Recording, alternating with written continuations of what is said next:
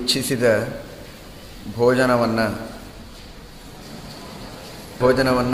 ಪ್ರೀತಿಯಿಂದ ಮಾಡಿ ಹಾಕಬೇಕು ಎನ್ನುವುದು ಶಾಸ್ತ್ರದಲ್ಲಿ ತಿಳಿಸಿದೆ. ಆದರೆ ಪತಿಯು ಅಭಕ್ಷ್ಯವಾದ ಉಳ್ಳಾಗಡ್ಡಿ, ಬೆಳ್ಳುಳ್ಳಿ ಮುಂತಾದವುಗಳನ್ನು ಇಚ್ಛಿಸಿದರೆ ಅಥವಾ ಏಕಾದಶಿ ಹಬ್ಬ ಹರಿದಿನ ಯಾವುದನ್ನು ನೋಡದೆ ಅದಕ್ಕೆ ವಿರುದ್ಧವಾಗಿ ಇಚ್ಛಿಸಿದರೆ ಏನು ಮಾಡಬೇಕು ಅಂತ ಕೇಳಿದ್ದಾರೆ.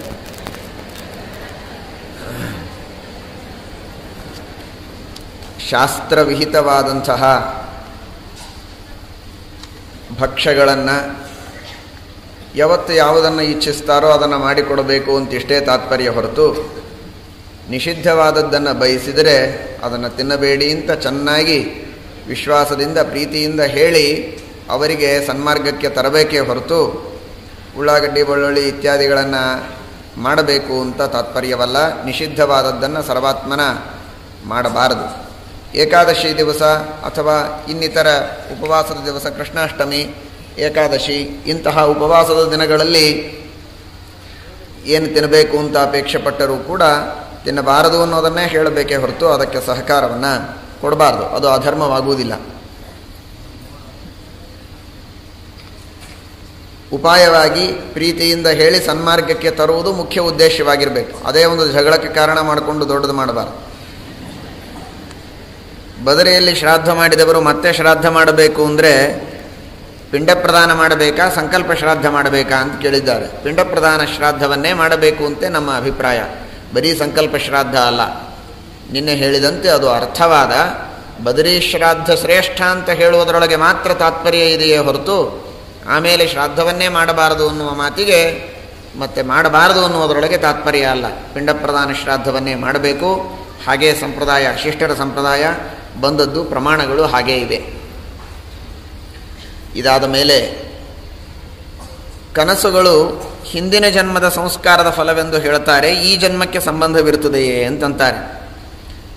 ಕನಸು ಇದು ಸಂಸ್ಕಾರಗಳಿಂದ ಬರುತ್ತದೆ ಎನ್ನುವುದನ್ನು ಶ್ರೀಮದಾಚಾರ್ಯರು ಹೇಳಿದ್ದಾರೆ. ಉಪನಿಷತ್ತು ಹೇಳಿದೆ, ಅದೃಷ್ಟೇ ಚಾಶ್ರುತೆ ಭಾವೇ ನಭಾವ ಉಪಜಾಯತೆ ಎಂಬುದಾಗಿ ಉಪನಿಷತ್ತು ಹೇಳುತ್ತದೆ. ಆದರೆ ಜನ್ಮಾಂತರ, ಈ ಜನ್ಮ ಅನ್ನೋದೇನು ಸಂಬಂಧ ಇಲ್ಲ. ಈ ಜನ್ಮದ್ದೇ ಕೆಲವು ಸಂಸ್ಕಾರಗಳಿಂದ ನಮಗೆ ಕನಸು ಬರಬಹುದು, ಜನ್ಮಾಂತರದ ಸಂಸ್ಕಾರದಿಂದಲೂ ಕನಸು ಬರಬಹುದು. ಇದೇ ಜನ್ಮದಲ್ಲಿ ಎಷ್ಟೋ ಘಟನೆಗಳನ್ನು ನಾವು ನೋಡಿರ್ತೇವೆ, ಕನಸಿನಲ್ಲಿ ಮತ್ತೆ ಕಾಣುತ್ತೇವೆ. ವ್ಯಕ್ತಿಗಳನ್ನು ನೋಡಿರ್ತೇವೆ, ಪ್ರದೇಶಗಳನ್ನು ನೋಡಿರ್ತೇವೆ. ಆದರೆ ಆ ಬೇರೆ ಬೇರೆ ಪ್ರದೇಶಗಳನ್ನು, ಬೇರೆ ಬೇರೆ ವ್ಯಕ್ತಿಗಳನ್ನು ದೇವರು ಜೋಡಿಸ್ತಾನೆ. ಯಾರೋ ಎಲ್ಲಿಯೋ ಕಾಣಿಸ್ತಾರೆ, ಆ ವಿಷಯ ಬೇರೆ. ಆದರೆ ಜನ್ಮಾಂತರದಲ್ಲಿ ನೋಡಿದ್ದಿರಬಹುದು, ಈ ಜನ್ಮದಲ್ಲಿ ನೋಡಿದ್ದಿರಬಹುದು. ಒಟ್ಟಾರೆ ಅದನ್ನು ಸಂಸ್ಕಾರ ರೂಪದಲ್ಲಿ ಭಗವಂತ ತೋರಿಸ್ತಾನೆ. ಇದು ಭಗವಂತನ ಅದ್ಭುತವಾದ ಲೀಲೆ ಅಂತ ಹೇಳಿದ್ದಾರೆ. ಸಂಧ್ಯೆ ಸೃಷ್ಟಿರಾಹಿ ಎಂಬ ಸೂತ್ರದಲ್ಲಿ ವೇದವ್ಯಾಸ ದೇವರು ಭಗವಂತನ ಮಹಿಮೆ, ಸ್ವಪ್ನದಲ್ಲಿ ಅತಿ ವಿಚಿತ್ರವಾದ ಸಂಸ್ಕಾರಗಳನ್ನು ಈ ಜನ್ಮದಲ್ಲಿಯೋ ಜನ್ಮಾಂತರದಲ್ಲಿಯೋ ಅನುಭವಿಸಿದ್ದರಿಂದ ಬಂದ ಸಂಸ್ಕಾರಗಳನ್ನು ವಿಚಿತ್ರ ರೀತಿಯಲ್ಲಿ ದೇವರು ಜೋಡಿಸ್ತಾನೆ. ಅದು ಹೇಗೆ ಜೋಡಿಸ್ತಾನೆ ಅನ್ನೋದೇ ಗೊತ್ತಾಗುವುದಿಲ್ಲ. ಅದು ಪರಮಾತ್ಮನ ಅದ್ಭುತವಾದ ಸೃಷ್ಟಿ. ಅದು ನಮಗಿಂಥ ಸ್ವಪ್ನ ನೋಡಬೇಕು ಅಂತ ಅಂದ್ಕೊಂಡು ನಾವು ಮಲ್ಕೊಂಡ್ರೆ ಸ್ವಪ್ನ ಕಾಣಿಸುವುದಿಲ್ಲ. ಅದು ಪರಮಾತ್ಮನ ಇಚ್ಛೆಯಂತೆ ನಾನಾ ವಿಧವಾದ ಸಂಸ್ಕಾರಗಳನ್ನು ನಾವು ನೋಡ್ತೇವೆ. ಇನ್ನು ಈ ಜನ್ಮಕ್ಕೆ ಸಂಬಂಧಪಟ್ಟಂತೆ ಕೆಲವು ಸೂಚನೆಗಳನ್ನು ಸ್ವಪ್ನ ಕೊಡ್ತದೆ. ಸ್ವಪ್ನದಲ್ಲಿ ಕಂಡಂತೇನೆ ಆಗಬೇಕು ಅಂತಲ್ಲ, ಆದರೆ ಕೆಲವು ಸಲ ಸ್ವಪ್ನ ಇದು ಶುಭ ಅಶುಭಗಳಿಗೆ ಸೂಚಕವಾಗುತ್ತೆ. ಪುರುಷಂ ಕೃಷ್ಣಂ ಕೃಷ್ಣದಂತಂ ಪಶ್ಯತಿ. ಕಪ್ಪು, ಯಾರು ಗಾಬರಿ ಆಗಬೇಡ, ಮತ್ತೆ ಅಕಸ್ಮಾತ್ ಹೀಗೆ ಬಿದ್ದರೆ ಕಪ್ಪು ಮನುಷ್ಯ, ಕಪ್ಪು ಹಲ್ಲು, ಮತ್ತು ಹೀಗೆಲ್ಲ ವಿಕೃತವಾದ ರೂಪದ ಪುರುಷನನ್ನು ನೋಡಿದರೆ ಅದು ಅಶುಭ ಸೂಚಕ. ಶ್ರೇಷ್ಠನಾಗಿರತಕ್ಕಂತಹ ಸದಾಚಾರಿಯಾದ ಸುಲಕ್ಷಣಗಳಿಂದ ಯುಕ್ತನಾಗಿರತಕ್ಕಂತಹ ವ್ಯಕ್ತಿಯನ್ನು ನೋಡಿದರೆ ಅದು ಶುಭ ಸೂಚಕ. ಅಥವಾ ಯದಾ ಕರ್ಮಸು ಕಾಮ್ಯೇಷು ಸ್ತ್ರೀಯಂ ಸ್ವಪ್ನೇಭಿ ಪಶ್ಯತಿ. ಸುಮಂಗಲಿ ಸ್ತ್ರೀಯನ್ನು ಮತ್ತು ಯಾವುದೋ ಒಂದು ಕಾಮ್ಯ ಕರ್ಮವನ್ನು ಮಾಡ್ತಾ ಇರುವಾಗ ತಾನು ನೋಡಿದ ಅಂತಾದರೆ ಅದು ಶುಭ ಸೂಚನೆ. ಹೀಗೆಲ್ಲ ಶುಭಾಶುಭ ಸೂಚನೆಗಳನ್ನು ಅನೇಕ ರೀತಿಯಿಂದ ಹೇಳಿದ್ದಾರೆ. ಸ್ವಪ್ನಶಾಸ್ತ್ರ ಪ್ರತ್ಯೇಕವಾಗಿದೆ. ಅದು ಈ ಜನ್ಮದಲ್ಲಿಯೇ ಆಗುವ ಶುಭ ಮತ್ತು ಅಶುಭಗಳಿಗೆ ಸೂಚಕವಾಗತ್ತೆ ಅನ್ನೋದಕ್ಕೆ ಈ ಜನ್ಮಕ್ಕೂ ಅದರ ಸಂಬಂಧ ಇದೆ. ಕೆಲವು ಸಲ ಅಶುಭ ಸೂಚನೆ ಏನಾದರೂ ಸ್ವಪ್ನದಲ್ಲಿ ಬಂದರೆ ಬಹಳ ಗಾಬರಿಯಾಗಿ ಒದ್ದಾಡುವ ಕಾರಣ ಇಲ್ಲ. ಪ್ರತಿನಿತ್ಯದಲ್ಲಿ ಅದಕ್ಕಾಗೇ ಪ್ರಾತಃ ಕಾಲದಲ್ಲಿ ಗಜೇಂದ್ರ ಮೋಕ್ಷ ಪಾರಾಯಣವನ್ನು ಹೇಳಿದ್ದಾರೆ. ಭಗವಂತನ ನಾಮಸ್ಮರಣ 100 ಬಾರಿ ನಾರಾಯಣ ಎಂಬ ಹೆಸರಿನಿಂದ ಸ್ಮರಣೆ ಮಾಡಬೇಕು. 16 ಸಲ ಹರೇ ರಾಮ ಹರೇ ಕೃಷ್ಣ ಎಂಬುದಾಗಿ ಹೇಳಬೇಕು ಅಂತಿದೆ. ಬೆಳಗ್ಗೆ ಎದ್ದ ತಕ್ಷಣ ನಾರಾಯಣ ನಾಮಸ್ಮರಣವನ್ನು 108 ಬಾರಿ, ಹರೇ ರಾಮ ಹರೇ ಕೃಷ್ಣ ಎಂಬ ಮಂತ್ರವನ್ನು 16 ಸಲ ಹೇಳಬೇಕು. ಗಜೇಂದ್ರ ಮೋಕ್ಷ ಪಾರಾಯಣ ಮಾಡಬೇಕು. ದಧಿವಾಮನ ಸ್ತೋತ್ರ ಪಠನ ಮಾಡಬೇಕು. ಇವುಗಳನ್ನೆಲ್ಲ ಮಾಡಿದರೆ ಯಾವುದೇ ದುಸ್ವಪ್ನದಿಂದ ಬಂದಂತಹ ಬಾಧೆಗಳು ಮತ್ತೆ ದೂರವಾಗುತ್ತೆ. ವಿಷ್ಣು ಸಹಸ್ರನಾಮ ಪುಣ್ಯೋ ದುಸ್ವಪ್ನ ನಾಶನಃ ಎಂಬುದಾಗಿ ಹೇಳಿದ್ದಾರೆ. ಆ ದುಸ್ವಪ್ನಗಳಿಂದ ಬಂದ ಅಶುಭ ಸೂಚನೆ ಇದು ಏನೇ ಇದ್ದರೂ ಕೂಡ ಆ ಭಗವಂತನ ಆರಾಧನೆಯಿಂದ ಅವುಗಳು ದೂರವಾಗುತ್ತೆ. ಪರಮಾತ್ಮ ಎಲ್ಲವನ್ನೂ ಮಾಡುವ ಸಾಮರ್ಥ್ಯ ಪಡೆದುಕೊಂಡಾಗ ಕಲಿಯನ್ನು ಏಕೆ ತಡೆಯಲಿಲ್ಲ? ಕಲಿಯುಗದ ಧರ್ಮಗಳನ್ನು ಅರ್ಥಾತ್ ಈ ವಿಧವಾದ ದುಷ್ಟ ಕಾರ್ಯಗಳಿಗೆ ಯಾಕೆ ಪ್ರಚೋದನೆ ಕೊಡ್ತಾನೆ, ಯಾಕೆ ಸುಮ್ಮನೆ ಇದ್ದಾನೆ ಅಂತ. ಇದಕ್ಕೆ ಹಾಗೆ ಉತ್ತರ ಹೇಳಿಯಾಗಿದೆ. ಪರಮಾತ್ಮ ಎಲ್ಲವನ್ನ ಮಾಡುವುದಕ್ಕೆ ಸಾಮರ್ಥ್ಯವನ್ನು ಪಡೆದುಕೊಂಡಿದ್ದರೂ ಕೂಡ ಕರ್ಮಗಳಿಗೆ ಯೋಗ್ಯತೆಗೆ ಕಾಲಕ್ಕೆ ಅನುಗುಣವಾಗೇ ಮಾಡ್ತಾನೆ. ಎಲ್ಲ ಮೀರುವ ಶಕ್ತಿ ಇದೆ, ಆದರೂ ಭಗವಂತ ಹಾಗೆ ಮಾಡಲಿಕ್ಕೆ ಹೋಗೋದಿಲ್ಲ. ಅವರವರ ಸ್ವರೂಪ ಯೋಗ್ಯತೆ ಅವರವರ ಜನ್ಮಾಂತರದ ಕರ್ಮಕ್ಕನುಗುಣವಾಗೇನೆ ಎಲ್ಲವನ್ನೂ ಮಾಡಿಸ್ತಾ ಇರ್ತಾನೆ. ಕೃತಯುಗದಲ್ಲಿ ತ್ರೇತಾಯುಗದಲ್ಲಿ ಹುಟ್ಟಿದಂತಹ ಜನರು ಭಾರೀ ಪುಣ್ಯವಂತರಾದ್ದರಿಂದ ಅವರಿಂದ ಹೆಚ್ಚಿನ ಪುಣ್ಯವನ್ನೇ ಮಾಡಿಸ್ತಾ ಅವರಿಗೆ ಊರ್ಜಿತವಾದಂತಹ ಅವಸ್ಥೆಯಲ್ಲಿ ಕರೆದುಕೊಂಡು ಹೋಗ್ತಾನೆ. ಜನ್ಮಾಂತರದಲ್ಲಿ ವಿಶೇಷವಾಗಿ ಪಾಪವನ್ನು ಮಾಡಿದಂಥವರೇ ಹೆಚ್ಚು ಈ ಕಾಲದಲ್ಲಿ ಜನಿಸ್ತಾರೆ ಅನ್ನೋದಕ್ಕಾಗಿ ಅವರಿಗೆ ಆ ವಿಧವಾದ ಕಷ್ಟಗಳು, ಧರ್ಮವನ್ನು ಮಾಡುವುದಕ್ಕೆ ಅಡೆತಡೆಗಳು ಹೆಚ್ಚಿಗೆ ಬರ್ತದೆ. ಆ ಯುಗಧರ್ಮಗಳಿಗೆ ಪರಮಾತ್ಮ ತಕ್ಕಂತೆ ಪುಣ್ಯ ಪಾಪಗಳಿದ್ದವರನ್ನು ಸರಿಯಾಗಿ ಅಲ್ಲಿ ಹುಟ್ಟಿಸಿ ಪರಮಾತ್ಮ ಅವರಿಂದ ಯೋಗ್ಯವಾದ ಸಾಧನೆಯನ್ನು ಮಾಡಿಸ್ತಾನೆ. ಕಷ್ಟ ಇಲ್ಲದೇ ಇದ್ದರೆ ಸುಖಕ್ಕೆ ಬೆಲೆ ಇಲ್ಲ, ಪಾಪ ಇಲ್ಲದೇ ಇದ್ದರೆ ಪುಣ್ಯಕ್ಕೆ ಬೆಲೆ ಇಲ್ಲವೇ ಇಲ್ಲ. ಎಲ್ಲ ತರಹದ ಸ್ವಭಾವದ ಜೀವರಾಶಿಗಳು ಇದ್ದಾರೆ. ಹೀಗಾಗಿ ಅವರವರ ಸ್ವಭಾವಕ್ಕೆ ಅನುಗುಣವಾಗಿ ಅವರವರದನ್ನು ಮಾಡಿಸ್ತಾ ಹೋಗ್ತಾನೆ.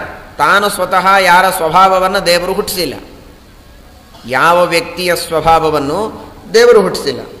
ಅವರವರು ಸ್ವಭಾವತಃ ಉತ್ತಮರು, ಮಧ್ಯಮರು, ಅಧಮರು, ಸಾತ್ವಿಕರು, ರಾಜಸರು, ತಾಮಸರು ಇದ್ದೇ ಇದ್ದಾರೆ. ಬದಲಾಯಿಸಲಿಕ್ಕೆ ಬರುತ್ತೋ ಇಲ್ಲೋ ಅಂತ ಪ್ರಶ್ನೆ. ಬದಲಾಯಿಸಲಿಕ್ಕೆ ದೇವರಿಗೆ ಬರ್ತದೆ, ಆದರೆ ಬದಲಾಯಿಸೋದಿಲ್ಲ ಅಷ್ಟೇ. ತಾನು ಸ್ವತಃ ಹುಟ್ಟಿಸಿಲ್ಲ. ಅನಾದಿ ಕಾಲದಿಂದ ಜೀವರು ತಮ್ಮ ತಮ್ಮ ಯೋಗ್ಯತೆಗೆ ಅನುಗುಣವಾಗಿದ್ದಾರೆ. ಅವರನ್ನು ನಿಯಮನ ಮಾತ್ರ ಮಾಡ್ತಾನೆ ಪರಮಾತ್ಮ. ದೇವರೇ ಎಲ್ಲ ಹುಟ್ಟಿಸ್ತಾನ ಅಂತ ಹೇಳ್ತಿರಲ್ಲ, ಆದರೆ ದೇಹಗಳನ್ನು ಮಾತ್ರ ದೇವರು ಕೊಡೋದು. ಜೀವಸ್ವರೂಪವನ್ನು ದೇವರು ಹುಟ್ಟಿಸಿಲ್ಲ. ಜೀವಸ್ವರೂಪ ಇದು ಅನಾದಿ.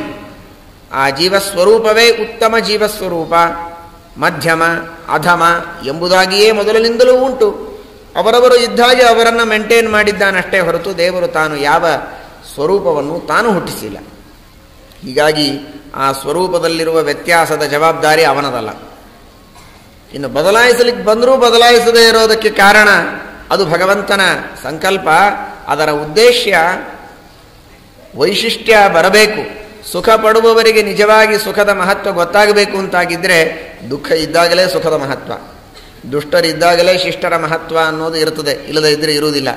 ನಮಗೆ ರಾತ್ರಿಯೇ ಬೇಡ, ಯಾವಾಗಲೂ ಹಗಲಿರಲಿ ಅಂದರೆ ನಡೆಯುವುದಿಲ್ಲ. ರಾತ್ರಿ ಇದ್ದರೆ ಹಗಲಿಗೆ ಬೆಲೆ, ಹಸಿವಿದ್ರೆ ಊಟಕ್ಕೆ ಬೆಲೆ, ಮರಣ ಅಂತಿದ್ರೆ ಜೀವನಕ್ಕೆ ಬೆಲೆ. ಒಂದು ದಿವಸ ಸಾಯೋದಿದೆ ಅಂದರೆ ಒಂದೊಂದು ದಿನದ ಆಯುಷ್ಯಕ್ಕೂ ನಾವು ಬೆಲೆ ಕಟ್ತೇವೆ. ಸಾವು ಅನ್ನೋದೇ ಇಲ್ಲ, ಎಲ್ಲರೂ ಅಜರಾಮರರು ಅಂತಾಗಿ ಬಿಟ್ಟರೆ ಆ ಜೀವನಕ್ಕೆ ಬೆಲೆ ಇಲ್ಲ. ಸಾಧನೆ ಮಾಡುವುದಕ್ಕೆ ಮನುಷ್ಯನಿಗೆ ಉತ್ಸಾಹವೇ ಇರುವುದಿಲ್ಲ. ಆಯಿತು, ಈಗಲೇ ಇನ್ನೂ ಇದೆ ಇಲ್ಲ, ಮುಂದೆ ಬೇಕಾದಷ್ಟು ಆಯುಷ್ಯ, ರಿಟೈರ್ ಆದಮೇಲೆ ಮಾಡೋಣ ಅಂತಾನೆ. ಹೀಗೆ ಇನ್ನು ಸಾಯೋದೇ ಇಲ್ಲ ಅಂತಾಗಿ ಬಿಟ್ಟಿದ್ರೆ ಮುಗದೇ ಹೋಯ್ತು. ಬೇಕಾದಷ್ಟು ಅನಂತ ಕಾಲದವರೆಗೆ ಬದುಕೋದಿದೆ, ನೋಡೋಣ ಅಂತಂತಾನೆ. ಆಮೇಲೆ ಅದಕ್ಕಾಗಿ ದೇವರು ಒಂದು ಅವಧಿಯನ್ನು ಹಾಕಿಕೊಟ್ಟಿದ್ದಾನೆ. ಮರಣದಿಂದ ಜೀವನಕ್ಕೆ ಬೆಲೆ ಬರುವಂತೆ, ದುಃಖದಿಂದ ಸುಖಕ್ಕೆ ಬೆಲೆ ಬರುವಂತೆ, ಹಸಿವಿನಿಂದ ಊಟಕ್ಕೆ ಬೆಲೆ ಬರುವಂತೆ, ಬಾಯಾರಿಕೆಯಿಂದ ನೀರಿಗೆ ಬೆಲೆ ಬರುವಂತೆ, ದುಃಖಗಳಿದ್ದಾಗಲೇ, ದುಷ್ಟರಿದ್ದಾಗಲೇ ಶಿಷ್ಟರಿಗೆ ಬೆಲೆ, ಇಲ್ಲದೇ ಇದ್ದರೆ ಬೆಲೆ ಇಲ್ಲ ಅನ್ನುವುದಕ್ಕೆ ವಿವಿಧರಾಗಿರತಕ್ಕಂತಹ ಜೀವರುಗಳನ್ನು ದೇವರಿಟ್ಟಿದ್ದಾನೆ. ಅವರವರಿಗೆ ತಕ್ಕಂತೆ ವಾತಾವರಣವನ್ನು ನಿರ್ಮಾಣ ಮಾಡುವುದಕ್ಕೆ ಬೇರೆ ಬೇರೆ ತರಹದ ಯುಗಧರ್ಮಗಳನ್ನು ಕೂಡ ಪರಮಾತ್ಮ ಮಾಡಿದ್ದಾನೆ.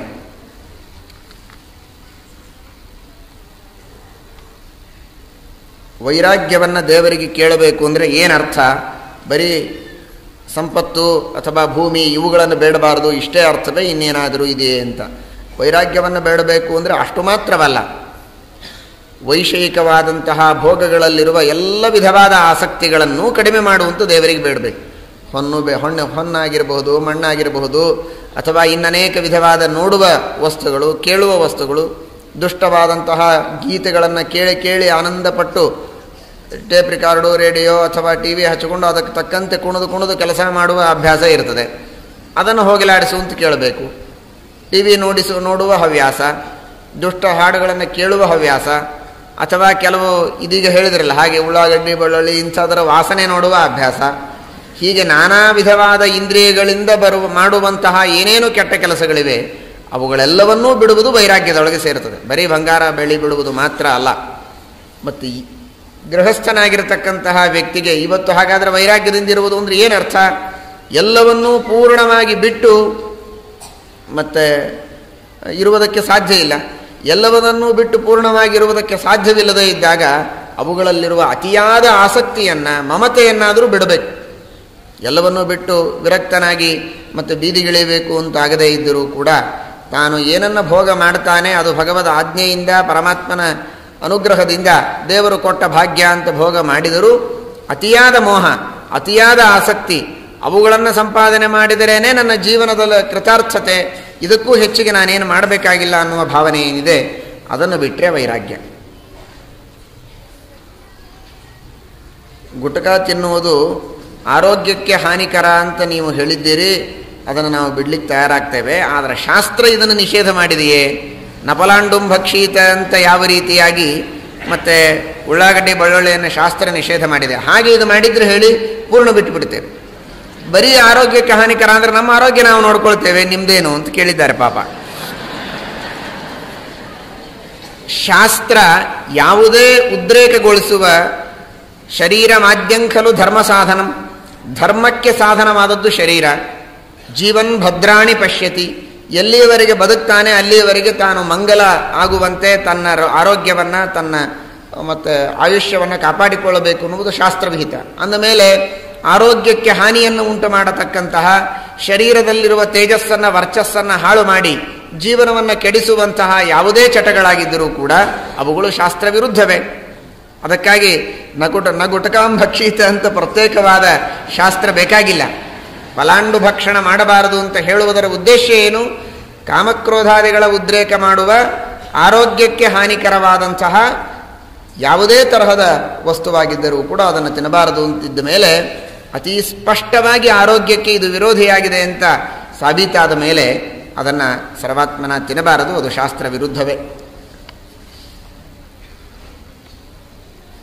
ಶ್ರೀಕೃಷ್ಣ ಪರಮಾತ್ಮ, ಅದರಂತೆ ರಾಮಚಂದ್ರ ದೇವರು ರುದ್ರದೇವರ ಸ್ಥಾಪನೆಯನ್ನು ಮಾಡಿ ಪೂಜೆ ಮಾಡಿದ್ದು, ವರ ಕೇಳಿದ್ದು ಎಲ್ಲ ಇದೆ. ಹೀಗಿದ್ದಾಗ ಬ್ರಹ್ಮ ವಿಷ್ಣು ಮಹೇಶ್ವರರಿಗಿಂತಲೂ ಅತಿರಿಕ್ತನಾದ ಪರಶಿವ ಅಂತ ಇದ್ದಾನೆ ಅಂತ ನಂಬಬೇಕೆ? ಇವರಿ 3 ಜನರನ್ನು ಮೀರಿದ ಒಬ್ಬ ವ್ಯಕ್ತಿ ವಿಷ್ಣುವನ್ನೇ ಸರ್ವೋತ್ತಮ ಅಂತ ಹೇಳಬೇಕೆ? ವಿಷ್ಣುವನ್ನು ಸರ್ವೋತ್ತಮ ಅಂತ ನೀವು ಹೇಳ್ತಾ ಇರ್ತೀರಲ್ಲ, ಹೇಗೆ ಅಂತ ಕೇಳಿದ್ದಾರೆ. ಶ್ರೀಕೃಷ್ಣ ಪದ್ಮಪುರಾಣದಲ್ಲಿ ಮಧ್ವಾಚಾರ್ಯರು ವಿಷ್ಣು ಸರ್ವೋತ್ತಮತ್ವವನ್ನೇ ಸ್ಥಾಪನೆ ಮಾಡುವುದಕ್ಕಾಗಿ ಹೊರಟಂಥವರು, ಅವರು ಒಂದು ಪಕ್ಷದವರು ಅಂತ ತಿಳಿಯಬಹುದು. ಯಾವ ಪಕ್ಷೀಯ ವಿಚಾರಗಳಲ್ಲ, ಎಲ್ಲ ವಿಧವಾಗಿರತಕ್ಕಂಥವರಿಗೂ ಮೂಲಭೂತರಾದವರು ವೇದವ್ಯಾಸದೇವರು. ಆ ಸಮಸ್ತ ಆಚಾರ್ಯರುಗಳಿಗೂ ಮೂಲರಾದ ಹಾಗೂ ಎಲ್ಲ ವಿಧವಾದಂತಹ ಮತದವರಿಗೂ ಮೂಲಭೂತವಾದ ಪುರಾಣಗಳಿಗೆ ಕರ್ತೃಗಳಾಗಿರತಕ್ಕಂತಹ ವೇದವ್ಯಾಸದೇವರೇ ಪದ್ಮಪುರಾಣದಲ್ಲಿ ಹೇಳಿದ್ದಾರೆ, ವರಾಹ ಪುರಾಣದಲ್ಲಿಯೂ ಹೇಳಿದ್ದಾರೆ. ಶ್ರೀಕೃಷ್ಣ ಪರಮಾತ್ಮ ಅಥವಾ ರಾಮಚಂದ್ರ ದೇವರು ಯಾಕೆ ಲಿಂಗಾದಿಗಳ ಪ್ರತಿಷ್ಠಾಪನೆಯನ್ನು ಮಾಡಿ ಪೂಜೆ ಮಾಡಿದ್ದು ಅಂತನ್ನುವುದಕ್ಕೆ ತ್ವಾಮಾರಾಧ್ಯ ತಥಾ ಶಂಭೋ ಗೃಹೀಷ್ಯಾಮಿ ವರಂ ಸದಾ ದ್ವಾಪರಾದೌ ಯುಗೇ ಭೂತ್ವ ಎಂಬುದಾಗಿ ಕೃಷ್ಣ ಪರಮಾತ್ಮ ತನ್ನಗೆ ಮಗನಾಗಿ ಪ್ರದ್ಯುಮ್ನ ಜನಿಸಬೇಕು ಅಂತನ್ನುವುದಕ್ಕೆ ತಪಸ್ಸು ಮಾಡಿದ, ವರ ಕೇಳಿದ. ಅಥವಾ ರಾಮದೇವರು ಲಿಂಗ ಪ್ರತಿಷ್ಠಾಪನೆ ಮಾಡಿದರು. ಇದೆಲ್ಲದಕ್ಕೆ ಪರಮಾತ್ಮನೇ ರುದ್ರದೇವರಿಗೆ ಹೇಳಿದ ಮಾತನ್ನು ಪದ್ಮಪುರಾಣ ಹೇಳುತ್ತದೆ ಸ್ಪಷ್ಟವಾಗಿ. ಇವತ್ತಿಗೂ ಉಪಲಬ್ಧವಾದ ಮುದ್ರಿತವಾದ ಪದ್ಮಪುರಾಣದ ಪುಸ್ತಕಗಳಲ್ಲಿ ಈ ಶ್ಲೋಕಗಳು ಸಿಗತ್ತೆ. ಸ್ಪಷ್ಟವಾಗಿ ಕೃಷ್ಣ ಪರಮಾತ್ಮ ಹೇಳಿದ್ದಾನೆ, ನಾನು ಅವತಾರಗಳನ್ನು ಮಾಡಿದಾಗ ನಿನ್ನ ಪೂಜೆಯನ್ನು ಮಾಡ್ತೇನೆ, ನಿನ್ನಿಂದ ವರ ಪಡಿತೇನೆ, ಲಿಂಗ ಸ್ಥಾಪನೆ ಮಾಡ್ತೇನೆ, ಇವುಗಳೆಲ್ಲವನ್ನ ಮಾಡಿ ನಿನ್ನ ವೈಶಿಷ್ಟ್ಯವನ್ನು ಜನರಿಗೆ ತೋರಿಸುವಂತೆ ಮಾಡ್ತೇನೆ. ಇದರರ್ಥ ನಾನು ನಿನಗಿಂತಲೂ ಚಿಕ್ಕವನು ಅಂತಲ್ಲ, ನೀನು ದೊಡ್ಡವನು ಅಂತೂ ಅಲ್ಲ, ಇದು ಕೇವಲ ಲೀಲೆಗಾಗಿ ನಾನು ಮಾಡ್ತೇನೆ ಎಂಬುದಾಗಿ ಶ್ರೀಕೃಷ್ಣ ಪರಮಾತ್ಮ ಹೇಳಿದ್ದುಂಟು. ಅಜ್ಞಜನ ಮೋಹನಕ್ಕಾಗಿ ಮಾಡ್ತೇನೆ, ಲೀಲೆಗಾಗಿ ಮಾಡ್ತೇನೆ ಎಂಬುದಾಗಿ ಕೃಷ್ಣ ಪರಮಾತ್ಮ ಹೇಳಿದ್ದಾನೆ. ಬರೀ ಕೃಷ್ಣ ಪರಮಾತ್ಮ ಹೇಳಿದ್ದಲ್ಲ, ರುದ್ರದೇವರು ಸ್ವತಃ ದೇವತೆಗಳನ್ನು ಕುರಿತು ಹೇಳ್ತಾರೆ. ಶ್ರೀಕೃಷ್ಣ ಪರಮಾತ್ಮ ನನಗೆ ತಪಸ್ಸು ಮಾಡಿದರ ಉದ್ದೇಶ, ನನ್ನ ಪೂಜಾದಿಗಳನ್ನು ಮಾಡುವುದರ ಉದ್ದೇಶ ಇದು ಕೇವಲ ನನ್ನ ಬಗ್ಗೆ ಜನರಲ್ಲಿ ವಿಶೇಷವಾದಂತಹ ಪ್ರಚಾರವಾಗಲಿ ಅನ್ನೋದಕ್ಕೋಸ್ಕರವಾಗಿ ಕೃಷ್ಣ ಪರಮಾತ್ಮ ಮಾಡಿದ್ದು, ಅಜ್ಞ ಜನರಿಗೆ ಮೋಹನ ಮಾಡುವುದಕ್ಕಾಗಿ ಮಾಡಿದ್ದೇ ಹೊರತು ಇದೇ ನಿಜವಾದ ತತ್ವವಲ್ಲ ಎಂಬ ಮಾತು ಪದ್ಮಪುರಾಣ, ವರಾಹ ಪುರಾಣಾದಿಗಳಲ್ಲಿ ಸ್ಪಷ್ಟವಾಗಿ ವೇದವ್ಯಾಸ ದೇವರು ನಿರ್ಣಯ ಕೊಟ್ಟದ್ದರಿಂದ ಆ ಮಾತುಗಳಿಂದ ನಾವು ವಿಷ್ಣುವನ್ನು ಸರ್ವೋತ್ತಮ ಅಲ್ಲ ಅಂತ ಹೇಳಲಿಕ್ಕೆ ಆಗುವುದಿಲ್ಲ. ಸ್ಪಷ್ಟವಾದ ನಿರವಕಾಶವಾದಂತಹ ವೇದಗಳ ವಚನಗಳಿಂದ ನಾವು ನಿರ್ಧಾರ ಮಾಡಿಕೊಳ್ಳಬೇಕು. ವೇದವ್ಯಾಸದೇವರ ಅಭಿಪ್ರಾಯವನ್ನೂ ನಾವು ತಿಳಿಯಬೇಕು. ವೇದವ್ಯಾಸದೇವರ ಅಭಿಪ್ರಾಯವನ್ನು ನಾವು ವೇದಗಳಿಂದಲೂ ಪುಷ್ಟೀಕರಿಸ್ತೇವೆ. ನತೇ ವಿಷ್ಣು ಜಾಯಮಾನೋ ನ ಜಾತೋ ದೇವ ಮಹಿಮ್ನಃ ಪರಮಂತ ಮಾಪ. ಪರಮಾತ್ಮನ ಪಾರಮ್ಯವನ್ನ, ಮಹತ್ವವನ್ನ ಯಾರೂ ಎಂದಿಗೂ ಎಷ್ಟು ದಿನಗಳಾದರೂ ಹಿಂದೆ ಹುಟ್ಟಿದವರು ಮುಂದೆ ಬರುವವರು ಯಾರೂ ಅದನ್ನು ಹೊಂದಲು ಸಾಧ್ಯವಿಲ್ಲ. ಅಂತಹ ಪರಮ ಮಹತ್ವ ವಿಷ್ಣುವಿಗೆ ಇದೆ ಎಂಬುದಾಗಿ ವೇದ ಸಾರಿ ಹೇಳುತ್ತದೆ. ಆದ್ದರಿಂದ ಇಂತಹ ಅನೇಕ ವಿಧವಾದ ವೇದಗಳ ವಚನಗಳು, ಪುರಾಣಗಳ ವಚನಗಳಿದ್ದುದರಿಂದ ಆ ರೀತಿಯಾಗಿ ತಿಳಿಯುವುದಲ್ಲ. ಸಾಕಾಷ್ಠ ಸಾ ಪರಾಗತಿ ಎಂಬ ಮಾತನ್ನು ಉಪನಿಷತ್ತಿನಲ್ಲಿ ನಾವು ಕೇಳ್ತೇವೆ. ತದ್ವಿಷ್ಣೋ ಪರಮಂ ಪದಂ ಎಂಬ ಮಾತನ್ನು ಯಾವ ಕಾಠಕೋಪನಿಷತ್ತು ಹೇಳುತ್ತದೆ, ಅದೇ ಕಾಠಕೋಪನಿಷತ್ತು ಸಾಕಾಷ್ಠ ಸಾ ಪರಾಗತಿ, ಪರಮಾತ್ಮನ ಮೇಲೆ ಮತ್ತೊಬ್ಬರಿಲ್ಲ ಎಂಬುದಾಗಿ ಉಪನಿಷತ್ತು ಹೇಳುತ್ತದೆ. ಈ ಉಪನಿಷತ್ತಿಗೆ ಕೇವಲ ಶ್ರೀಮದ್ ಆನಂದತೀರ್ಥ ಭಗವತ್ಪಾದಾಚಾರ್ಯರು ಮಾತ್ರವಲ್ಲ, ಶಂಕರಾಚಾರ್ಯರು ಕೂಡ ಇದೇ ರೀತಿಯಾಗಿ ವ್ಯಾಖ್ಯಾನ ಮಾಡಿದ್ದಾರೆ. ಸಾಕಾಷ್ಠ ಸಾ ಪರಾಗತಿ ಅಂದರೆ ಸಾಕ್ಷಾತ್ ವಿಷ್ಣುವೇ ಪರದೈವನಾಗಿದ್ದಾನೆ, ಅವನಿಗಿಂತಲೂ ಮೇಲೆ ಇನ್ನೊಬ್ಬರಿಲ್ಲ ಎಂಬ ಮಾತನ್ನು ಹೇಳ್ತಾರೆ. ಆದ್ದರಿಂದ ಎಲ್ಲ ವಿಧವಾಗಿರತಕ್ಕಂತಹ ಮಾತುಗಳನ್ನು ನಾವು ಕಂಡಾಗ ವಿಷ್ಣುವನ್ನು ಸರ್ವೋತ್ತಮ ಎಂಬುದಾಗಿ ನಂಬಬೇಕು ಅಂತ ಸ್ಪಷ್ಟವಾಗುತ್ತೆ. ಇದರ ಬಗ್ಗೆ ಹೇಳಬೇಕಾದದ್ದು ಸಾಕಷ್ಟಿದೆ.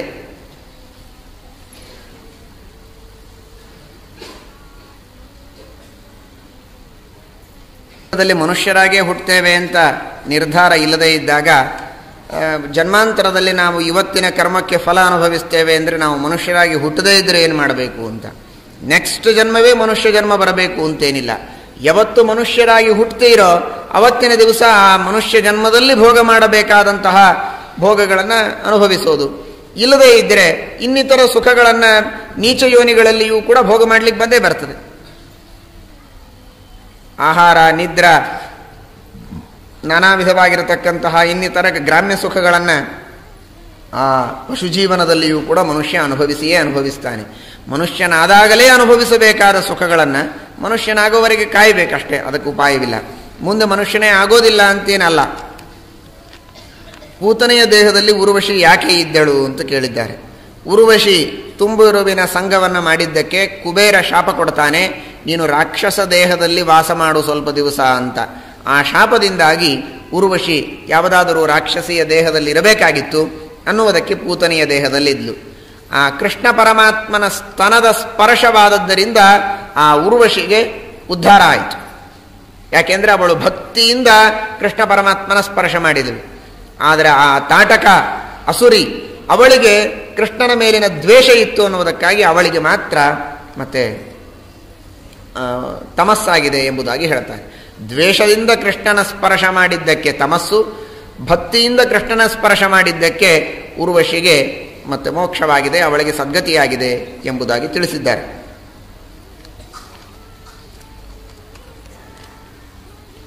ಹಾಗಾದರೆ ನಾವು ಎರಡೆರಡು ತರಹದ ಕೆಲಸ ಮಾಡ್ತಿರ್ತೇವೆ ಅಂದಮೇಲೆ ನಮ್ಮೊಳಗೂ ಎರಡೆರಡು ಜೀವದ ಆವೇಶ ಇರ್ತದೇನು ಅಂತ ಕೇಳಿದ್ದಾರೆ ಅವರು. ಹೇಗೆ ಕಂಸನಲ್ಲಿ 2 ಜೀವ, ಪೂತನೆಯೊಳಗೆ 2 ಜೀವ, ಒಂದು ಒಳ್ಳೆಯ ಕೆಲಸ ಮಾಡ್ತಿತ್ತು, ಒಂದು ಕೆಟ್ಟ ಕೆಲಸ ಮಾಡ್ತಿತ್ತು ಅಂತ. ಹಾಗೆ ನಮ್ಮೊಳಗೂ 2 ಇವೆ ಏನು ಅಂತ. ನೀವು ಪೂರ್ಣ ಒಳ್ಳೆಯವರೇ ಇದ್ರಿ ಅಂದರೆ ನಿಮ್ಮಿಂದಲೂ ಕೆಟ್ಟ ಕೆಲಸ ಮಾಡಲಿಕ್ಕೆ ಒಬ್ಬ ಅಸುರ ಯಾರಾದರೂ ಪ್ರವೇಶ ಮಾಡಬೇಕಾಗಿತ್ತು. ಹಾಗೇನಿಲ್ಲಲ್ಲ, ಸ್ವಾಭಾವಿಕವಾಗಿ 2 ಇದ್ದೇವೆ ನಾವು. ಆದ್ದರಿಂದ ನಮ್ಮೊಳಗೆ ಅಸುರಾವೇಶ ಏನು ಪ್ರತ್ಯೇಕ ಆಗಬೇಕಾಗಿಲ್ಲ. ಇದ್ದ ಜೀವನೇ ಮನುಷ್ಯರು ಮಧ್ಯಮರು ಅಂತ ಹೇಳಿದ್ದಾರೆ. ಅವರಲ್ಲಿ ಎರಡೂ ವಿಧವಾದ ಸ್ವಭಾವ ಇದ್ದೇ ಇರ್ತದೆ. ಸತ್ವರಜಸ್ತಮೋ ಗುಣಗಳ ಆವರಣ ಇದ್ದದ್ದರಿಂದ ಅವನು ಯದ್ಯಪಿ ಉತ್ತಮ ಜೀವನಾಗಿದ್ದರೂ ಕೂಡ ಅವನಲ್ಲಿ ತಮೋಗುಣದ ಉನ್ನಾಹ ಆದಾಗ ಕೆಟ್ಟ ಕೆಲಸ ಆಗ್ತದೆ, ಸತ್ವಗುಣದ ಉನ್ನಾಹ ಆದಾಗ ಒಳ್ಳೆಯ ಕೆಲಸ ಆಗ್ತಿರ್ತದೆ. ಅದಕ್ಕಾಗಿ ಪ್ರತ್ಯೇಕ ಜೀವಾವೇಶ ಏನು ಬೇಕಾಗಿಲ್ಲ. ದೇವತೆಗಳಲ್ಲಿ ಹಾಗಲ್ಲ, ಅವರು ಸ್ವಾಭಾವಿಕವಾಗಿ ಉತ್ತಮರೇ ಇರ್ತಾರೆ. ಹೀಗಾಗಿ ಅವರಲ್ಲಿ ತಮೋಗುಣ ಇದ್ದರೂ ಅತ್ಯಲ್ಪ ಇರ್ತದೆ. ಭಾರೀ ಕೆಟ್ಟ ಕೆಲಸ ಮಾಡುವಂಥ ತಮೋಗುಣ ಅವರಲ್ಲಿ ಇರೋದಿಲ್ಲ ಅನ್ನೋದಕ್ಕಾಗಿ ಅಸುರಾವೇಶ ಆಗಬೇಕಾಗತ್ತೆ. ಇದರಂತೆ ಅಸುರರು ಸ್ವಾಭಾವಿಕವಾಗಿ ತಾಮಸರು ಅನ್ನೋದಕ್ಕಾಗಿ ದೇವತೆಗಳ ಆವೇಶ ಬೇಕು ಅವರಿಗೆ ಒಳ್ಳೆ ಕೆಲಸ ಮಾಡಲಿಕ್ಕೆ.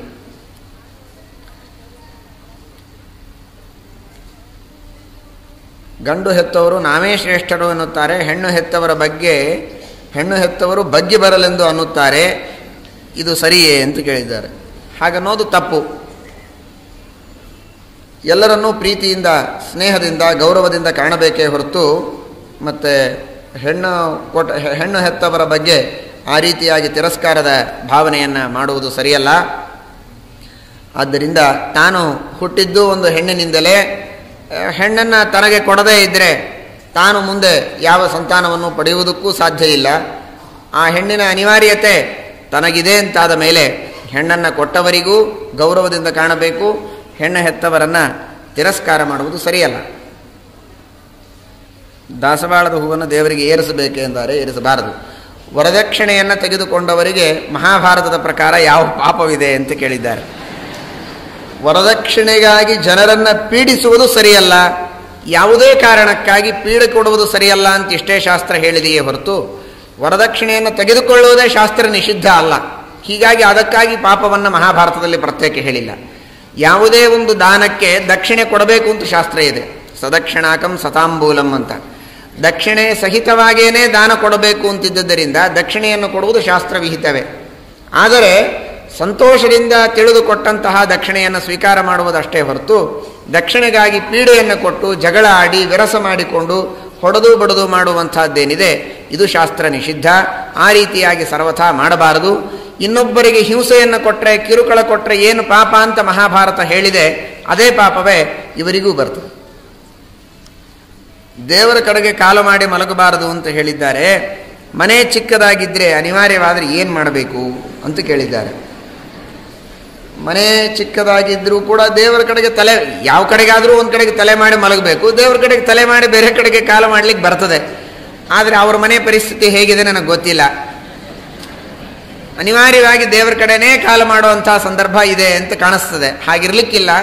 ಹಾಗಿದ್ದ ಪಕ್ಷದಲ್ಲಿ ದೇವರಿಗೆ ಒಂದು ಶೆಲ್ಫ್ ಮಾಡಿ ಚೆನ್ನಾಗಿ ಮೇಲೆ ಇಟ್ಟು ಕೆಳಗೆ ಕಾಲು ಮಾಡಿ ಮಲಗಬೇಕೇ ಹೊರತು ದೇವರ ಪೆಟ್ಟಿಗೆಗೆ ಕಾಲು ಮಾಡಿ ಮಲಗುವುದು ಸರಿಯಾದದ್ದಲ್ಲ.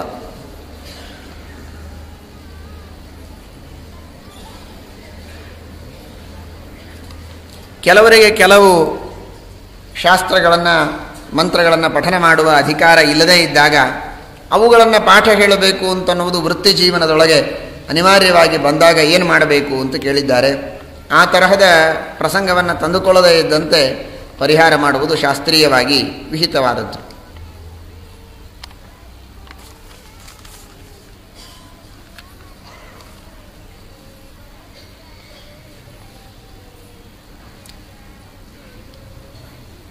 ರಾಘವೇಂದ್ರ ಸ್ವಾಮಿಗಳವರು ಅನಿಷ್ಟ ಪುಣ್ಯವನ್ನು ಕೊಡ್ತಾರೆ ಅಂತಂತಾರೆ. ಅವರು ಅನಿಷ್ಟ ಪುಣ್ಯಗಳನ್ನು ನಮಗೆ ಕೊಡಬೇಕಾಗಿದ್ದರೆ ಎಷ್ಟು ಕಾಮ್ಯ ಕರ್ಮಗಳನ್ನು ಮಾಡಿ ಅನಿಷ್ಟ ಪುಣ್ಯಗಳನ್ನು ಸಂಪಾದನೆ ಮಾಡಿರಬಹುದು ಅಂತೇನೋ ಒಂದು ಕೇಳಿದ್ದಾರೆ. ಅನಿಷ್ಟ ಪುಣ್ಯ ಅಂದರೆ ಏನು ಅಂದರೆ, ಅಪರೋಕ್ಷ ಜ್ಞಾನವಾದ ಮೇಲೆ ಅಪರೋಕ್ಷ ಜ್ಞಾನಿಗಳಿಗೆ ಮೋಕ್ಷವೇ ಬೇಕವರಿಗೆ. ಮೋಕ್ಷವೇ ಪ್ರಧಾನವಾದ ಫಲ. ಆ ಮೋಕ್ಷಕ್ಕೆ ಕೆಲವು ಪುಣ್ಯಗಳು ಅಡ್ಡಿಯಾಗ್ತವೆ. ಕೆಲವು ಪುಣ್ಯಗಳು ಉಂಟಲ್ಲ, ಸಕಾಮ ಕರ್ಮದಿಂದ ಬಂದಿರತಕ್ಕಂತಹ ಪುಣ್ಯಗಳು, ಆ ಪುಣ್ಯಗಳಲ್ಲಿ ಎರಡು ಭಾಗ, ಪ್ರಾರಬ್ಧ ಪುಣ್ಯ, ಅಪ್ರಾರಬ್ಧ ಅಂತ. ಪ್ರಾರಬ್ಧವಾದದ್ದನ್ನು, ಅವರ ಪುಣ್ಯವನ್ನು ಅವರೇ ಭೋಗಿಸಬೇಕು, ಯಾರೇ ಅಪರೋಕ್ಷ ಜ್ಞಾನಿಗಳಿರಲಿ. ಪ್ರಾರಬ್ಧ ಅಂದರೆ ಯಾವ ಕರ್ಮದ ಫಲಗಳನ್ನು ಈಗಾಗಲೇ ಭೋಗ ಮಾಡಲಿಕ್ಕೆ ಪ್ರಾರಂಭ ಮಾಡಿಬಿಟ್ಟಿರ್ತಾರೆ, ಮಧ್ಯದಲ್ಲಿ ಅಪರೋಕ್ಷ ಜ್ಞಾನವಾಗತ್ತೆ. ಅಂತಹ ಸಂದರ್ಭದಲ್ಲಿ ಆ ಕರ್ಮಗಳನ್ನು ದೇವರು ಭೋಗ ಮಾಡದೆ ಹಾಗೆ ಮುಗಿಸಲಿಕ್ಕೆ ಬಿಡುವುದಿಲ್ಲ. ಯಾವ ಕರ್ಮದ ಫಲವನ್ನು, ಪುಣ್ಯ ಇರಬಹುದು ಪಾಪ ಇರಬಹುದು, ಯಾವ ಪುಣ್ಯ ಪಾಪಗಳ ಫಲವನ್ನು ಈಗಾಗಲೇ ಭೋಗ ಮಾಡಲಿಕ್ಕೆ ಪ್ರಾರಂಭ ಮಾಡಿದ್ದೀರಿ, ಮಧ್ಯದಲ್ಲಿ ನಿಮಗೆ ಅಪರೋಕ್ಷ ಜ್ಞಾನವಾಗಿದೆ, ಆ ಭೋಗವನ್ನು ಕಂಟಿನ್ಯೂ ಮಾಡಿಬಿಡಿ. ಆ ಭೋಗ ಮಾಡಿ ಮುಗಿಸಿ ಇನ್ನೇನು ಹೊಸದಾಗಿ ಮತ್ತೆ ಕರ್ಮಗಳ ಫಲವನ್ನು ಭೋಗ ಮಾಡಲಿಕ್ಕೆ ಪ್ರಾರಂಭ ಮಾಡಬೇಕಾಗಿರ್ತದಲ್ಲ, ಅವುಗಳಿಗೆ ಅಪ್ರಾರಬ್ಧ ಅಂತಾರೆ. ಅದರೊಳಗೆ ಎರಡು, ಪುಣ್ಯ ಪಾಪ. ಪಾಪವನ್ನು ಭಸ್ಮಸಾತ್ ಮಾಡಿರ್ತಾನೆ, ದ್ವೇಷಗಳಿಗೆ ಕೊಡ್ತಾನೆ.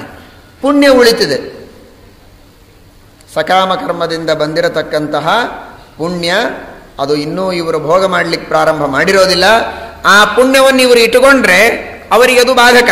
ಯಾಕೆ ಅಂದರೆ ಆ ಪುಣ್ಯದ ಫಲ ಏನು ಅಂದರೆ ಮತ್ತೆ ಸಂಸಾರದೊಳಗೆ ಹುಟ್ಟಿ ಸುಖವನ್ನು ಅನುಭವಿಸಬೇಕು ಅಂತಿರ್ತದೆ. ಇವರಿಗೆ ಬೇಡಾಗಿರ್ತದೆ ಸಂಸಾರ, ಮೋಕ್ಷಕ್ಕೆ ಹೋಗಬೇಕಾಗಿರ್ತದೆ. ಹೀಗಾಗಿ ಅನಿಷ್ಟ. ಏನ್ರಿ ಅನಿಷ್ಟ ಪುಣ್ಯ ಕೊಡ್ತಾರೆ ಅಂದರೆ ಅವರಿಗೆ ಅನಿಷ್ಟ ಆದದ್ದನ್ನು ನಮಗೆ ಅನಿಷ್ಟ ಬಡ್ಕೊಳ್ಳೋ ಹಾಗೆ ಮಾಡ್ತಾರೆ ಅಂತ ಹೀಗೆ ತಿಳ್ಕೊಬೇಡ್ರಿ. ಅನಿಷ್ಟ ಅನ್ನೋ ಶಬ್ದಕ್ಕೆ ಮೋಕ್ಷಕ್ಕೆ ಹೋಗುವುದಕ್ಕೆ ಅಡ್ಡಿಯಾಗತ್ತೆ ಅನ್ನೋದಕ್ಕಾಗಿ ಅವರಿಗೆ ಅನಿಷ್ಟ. ಹೀಗಾಗಿ ಅವರಿಗೆ ಬೇಡಾದದ್ದು ನಮಗೆ ಇನ್ನೂ ಸಂಸಾರದೊಳಗೆ ಇರಬೇಕಾಗಿದೆ, ಇನ್ನೂ ಸುಖಗಳನ್ನು ಅನುಭವಿಸಬೇಕು ಅಂತ ಅಪೇಕ್ಷೆ ಇದೆ, ಇನ್ನೂ ನಾನಾ ವಿಧವಾದ ಐಹಿಕವಾದ ಇಷ್ಟಾರ್ಥಗಳನ್ನು ಪಡೆಯಬೇಕು ಅಂತ ಇಚ್ಛೆ ಇದ್ದವರಿರ್ತಾರೆ. ಅಂಥವರಿಗೋಸ್ಕರವಾಗಿ ಆ ಪುಣ್ಯದ ಫಲವನ್ನು ಹಂಚಿಕೊಡ್ತಾರೆ. ಎಲ್ಲ ಮಹಾಜ್ಞಾನಿಗಳು ಕೂಡ ಇದೇ ಕ್ರಮದಲ್ಲಿ ಹಂಚಿಕೊಡ್ತಾರೆ. ರಾಘವೇಂದ್ರ ಸ್ವಾಮಿಗಳಿರ್ಬೋದು, ರಘುತ್ತಮರಿರ್ಬೋದು, ಟೀಕಾಕೃತ್ಪಾದರು, ಇನ್ನನೇಕ ಜ್ಞಾನಿಗಳು, ಋಷಿಗಳು, ಮುನಿಗಳು ಆ ವಿಧವಾದ ಪುಣ್ಯಗಳನ್ನು ಸುಹೃದ್ಭ್ಯ ಸಾಧುಕೃತ್ಯ, ಆ ಅನಿಷ್ಟ ಪುಣ್ಯವನ್ನು ಹಂಚಿಕೊಡ್ತಾರೆ ಅಂತ ಹೇಳಿದ್ದಾರೆ.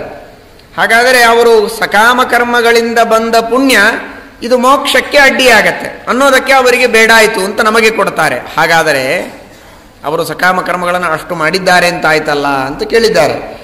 ರಾಘವೇಂದ್ರ ಸ್ವಾಮಿಗಳಾದಾಗ ಅಂತಹ ಮಹಾಜ್ಞಾನಿಗಳು ಎಷ್ಟು ಸಕಾಮ ಕರ್ಮ ಮಾಡಿದ್ದಾರೆ ಅಂತ ನೀವು ವಿಚಾರ ಮಾಡ್ತಾ ಇದ್ದೀರಿ. ರಾಘವೇಂದ್ರ ಸ್ವಾಮಿಗಳಾದಾಗ ಮಾಡಿದ್ದು ಅಂತ ಯಾಕೆ ತಿಳಿದಿದ್ದೀರಿ ಅದನ್ನು? ಅದು ಅನಾದಿ ಕಾಲದಿಂದ ಮಾಡುತ್ತಾ ಬಂದಿರತಕ್ಕಂತಹ ಕರ್ಮಗಳಲ್ಲಿ ಎಷ್ಟೋ ಸಕಾಮ ಕರ್ಮಗಳನ್ನು ಮಾಡಿದ್ದರಿಂದ ಬಂದ ಪುಣ್ಯ ಶೇಖರಣೆಯಾಗ್ತಾ ಆಗ್ತಾ ಬಂದದ್ದಿರ್ತದೆ ಹೊರತು ಅವರು ಮಹಾಜ್ಞಾನಿಗಳಾದ ಮೇಲೂ ಸಕಾಮ ಕರ್ಮಗಳನ್ನು ಮಾಡಿದ್ದಾರೆ ಅಂತ ಅರ್ಥ ಅಲ್ಲ. ಅದಕ್ಕೆ ಅನಾದಿ ಕಾಲದಿಂದ ಮಾಡಿದ ಕರ್ಮಗಳಲ್ಲಿ ಎಷ್ಟೋ ಸಕಾಮ ಕರ್ಮಗಳು ಉಳಿದಿರುತ್ತದೆ. ಆ ಕರ್ಮದಿಂದ ಬಂದಿರತಕ್ಕಂತಹ ಪುಣ್ಯದೊಳಗೆ ಅದನ್ನು ಹಂಚಿಕೊಡ್ತಾರೆ ಎಂಬುದಾಗಿ ನಾವು ತಿಳಿಯಬೇಕೇ ಹೊರತು ಅವರು ಜ್ಞಾನಿಗಳಾದ ಮೇಲೂ ಆ ರೀತಿಯಾಗಿ ಮಾಡಿದ್ದಾರೆ ಅಂತ ಅರ್ಥವಲ್ಲ. ತಮ್ಮ ತಮ್ಮ ಪ್ರಾರಬ್ಧದಿಂದ ಕಷ್ಟಗಳನ್ನು ಭೋಗಿಸ್ತಾ ಇರುವಾಗ ರಾಯರು ಅಥವಾ ಜ್ಞಾನಿಗಳು ಅನುಗ್ರಹ ಮಾಡಿ ಕಷ್ಟಗಳನ್ನು ಕಳೆದರೆ ಪ್ರಾರಬ್ಧಕ್ಕೆ ಅಡ್ಡಿ ಬಂದಂತೆ ಆಗಲಿಲ್ಲವೇ ಅಂತ ಇದಕ್ಕೂ ಮೊನ್ನೆ ಉತ್ತರ ಕೊಟ್ವಿ. ಪ್ರಾರಬ್ಧ ಇರೋದೇ ಅಷ್ಟಿರ್ತದೆ. ಪ್ರಾರಬ್ಧನೇ ಹೀಗಿರ್ತದಲ್ಲ, ಇಷ್ಟು ದಿವಸ ಇವನು ಕಷ್ಟ ಅನುಭವಿಸಲಿ, ಮಧ್ಯದಲ್ಲಿ ಮಹಾತ್ಮರ ಅನುಗ್ರಹದಿಂದ ಆ ಕಷ್ಟ ನಿಲ್ಲಲಿ ಎನ್ನುವ ಹಾಗೇನೇ ಇರ್ತದೆ. ಆದ್ದರಿಂದ ಅವರೇನು ಪ್ರಾರಬ್ಧಕ್ಕೆ ಅಡ್ಡಿ ಬಂದಂತೆ ಆಗುವುದಿಲ್ಲ. ಅಷ್ಟೇ ಅಲ್ಲದೆ ಆ ರೀತಿಯಾಗಿ ಅಡ್ಡಿ ಬಂದರೆ ಅದು ಭಗವಂತನಿಗೆ ಸಮ್ಮತವೇ. ಅದು ಶ್ರೀಮನ್ಯಾಯ ಸುಧಾದಲ್ಲಿ ತೃತೀಯಾಧ್ಯಾಯದಲ್ಲಿ ಟೀಕಾಕೃತ್ಪಾದರು ಈ ಮಾತನ್ನು ಹೇಳಿದ್ದಾರೆ. ಮಹಾನುಭಾವರ ಅನುಗ್ರಹದಿಂದ ಪಾಪದ ನಾಶ, ಮಹಾತ್ಮರ ತಿರಸ್ಕಾರದಿಂದ ಪುಣ್ಯದ ನಾಶವಾಗತ್ತೆ ಎಂಬುದಾಗಿ ಟೀಕಾಕೃತ್ಪಾದರು ಹೇಳ್ತಾರೆ. ಬೇಕಾದಷ್ಟು ಪಾಪ ಮಾಡಿರಬಹುದು, ದೊಡ್ಡವರ ಸೇವೆಯನ್ನು ಮಾಡಿ ಅವರ ಅನುಗ್ರಹವನ್ನು ಸಂಪಾದನೆ ಮಾಡಿದರೆ ಹೇಗೆ ನಾವು ಪ್ರಾಯಶ್ಚಿತ್ತಗಳಿಂದ ಪಾಪದ ನಾಶ ಮಾಡಿಕೊಳ್ಳಬಹುದು, ಹಾಗೆ ಮಹಾತ್ಮರ ಅನುಗ್ರಹದಿಂದ ಪಾಪವನ್ನು ಕಳೆದುಕೊಳ್ಳಬಹುದು. ಅದೂ ಒಂದು ಕರ್ಮದ ನಿಯಮಗಳಲ್ಲಿ ಸೇರಿದ್ದೆ. ಕರ್ಮದ ಫಲವನ್ನು ಅನುಭವಿಸಬೇಕು. ಪ್ರಾಯಶ್ಚಿತ್ತ ಮಾಡಿದರೆ ಕರ್ಮದ ಫಲವನ್ನು ಅನುಭವಿಸದೇ ಇರಲಿಕ್ಕಾಗತ್ತೆ. ಅದರಂತೆ ಮಹಾತ್ಮರ ಅನುಗ್ರಹ ಇದ್ದರೆ ಅನೇಕ ವಿಧವಾದ ಪಾಪಗಳ ಫಲವನ್ನು ನಾವು ಅನುಭವಿಸದೇ ಇರಬಹುದು. ಮಹಾತ್ಮರ ತಿರಸ್ಕಾರ ಮಾಡಿದರೆ ಅನೇಕ ಪುಣ್ಯಗಳ ಫಲವನ್ನು ನಾವು ಅನುಭವಿಸದೇ ಹೋಗಬೇಕಾಗತ್ತೆ. ಹೀಗೆ ಶಾಸ್ತ್ರದೊಳಗೆ ಹೇಳಿದ್ದರಿಂದ ಅದು ಅಡ್ಡಿ ಬಂದಂತೇನಲ್ಲ, ಭಗವಂತನ ಸಂಕಲ್ಪವೇ ಅದು.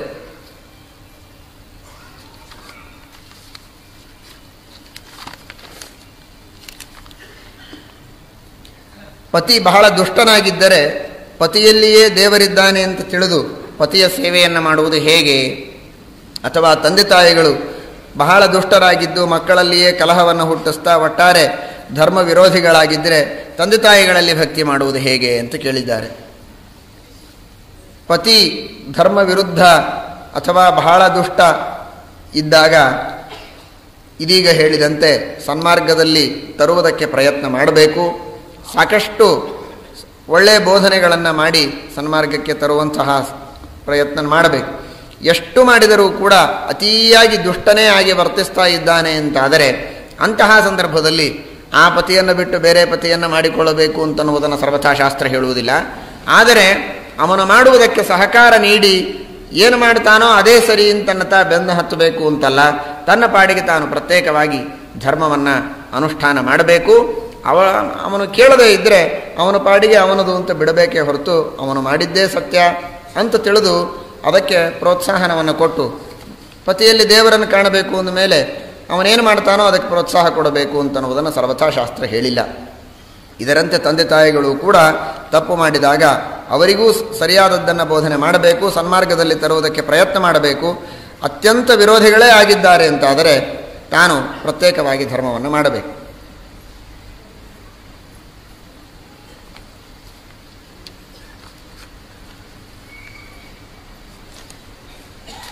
ಇನ್ನೂ ಅನೇಕ ಪ್ರಶ್ನೆಗಳನ್ನು ಕೇಳಿದ್ದಾರೆ. ಮತ್ತು ನಾಳಿನ ದಿವಸ ಅವುಗಳನ್ನು